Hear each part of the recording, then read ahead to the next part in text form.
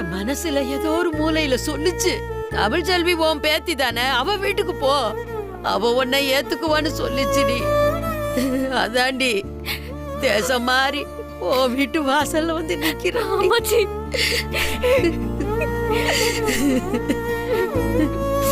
எனக்கு 3 வேளை கஞ்சி கூட வேண்டாண்டி, 1 வேளை கஞ்சி ஊத்துனா போதும்.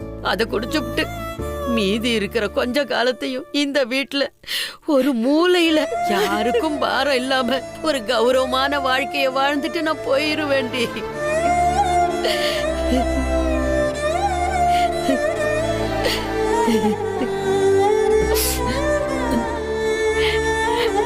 நாளைக்கு பிறகு எனக்கு எதுவும்னா உனக்கு பிறக்க போற புள்ள கையில கொல்லி கட்டைய கொடுத்து எனக்கு கொல்லி வைக்க சொல்லுடி.